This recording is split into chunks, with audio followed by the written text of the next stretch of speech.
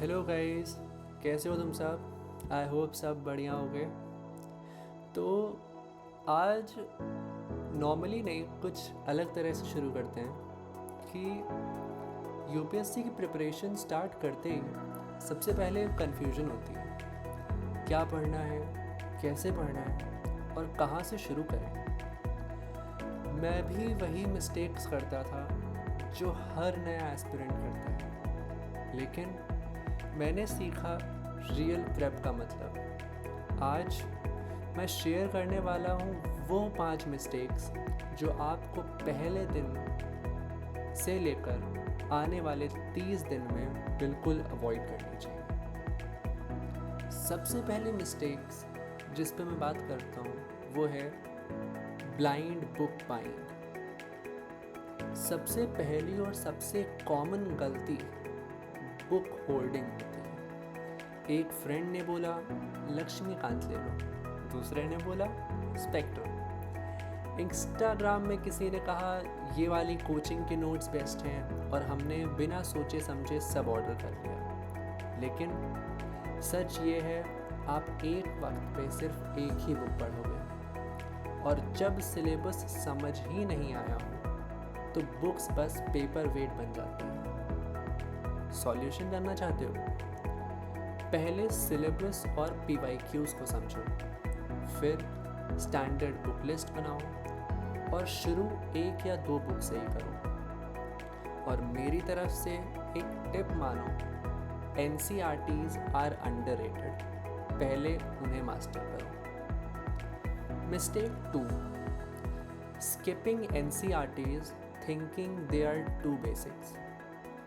बहुत लोग directly coaching notes या बिग रेफरेंस बुक्स से शुरू करते हैं। उन्हें लगता है NCERT बच्चों के लिए है, लेकिन NCERTs यूपीएससी का फाउंडेशन है।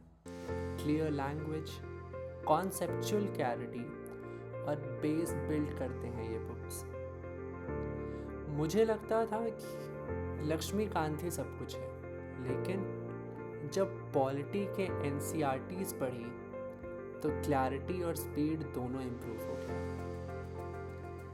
मैं तुम लोग को रिकमेंड करूँगा कि हिस्ट्री की NCERTs क्लास 6 to 12 ज़रूर पढ़ना, ज्योग्राफी की NCERTs, polity class 9 to 12 basics और इकोनॉमी की बेसिक्स ज़रूर करना।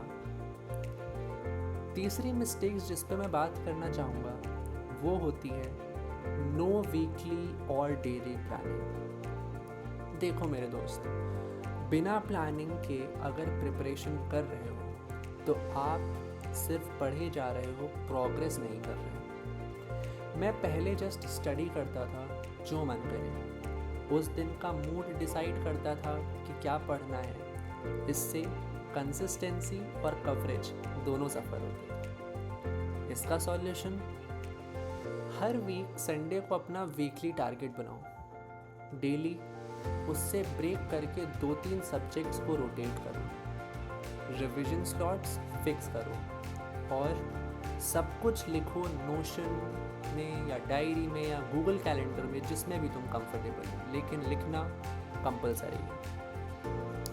चौथी मिस्टेक्स जिस पे मैं बात करना चाहूँगा वो है नो PYQs और सिलेबस मैपिंग। ये सबसे बड़ी गलती थी मेरी। मैंने पूरे 1 महीने तक सिर्फ पढ़ाई की, लेकिन सिलेबस देखा ही नहीं।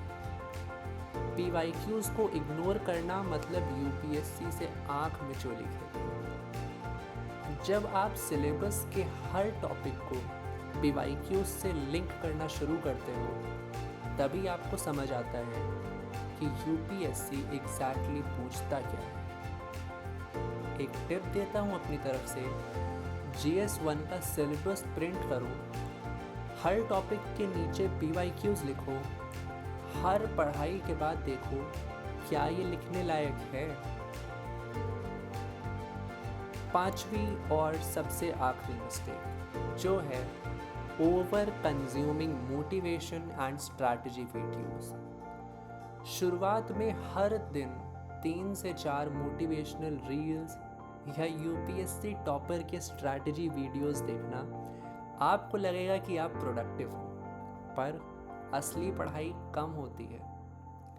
मैं भी दिन का पहला घंटा मोटिवेशन और प्लानिंग में वेस्ट करता था, लेकिन यूपीएससी क्लियर होती है एक्शन से, इंस्पिरेशन से नहीं।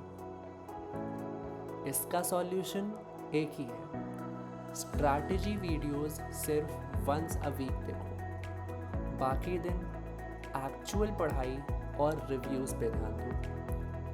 खुद का रूटीन बनाओ, किसी और के प्लान से आपको क्लैरिटी नहीं मिलेगी जब तक आप खुद इम्प्लीमेंट नहीं करते। तो अगर आप इन 5 गलतियों से बचे तो आपका पहला महीना सॉलिड बन सकता है।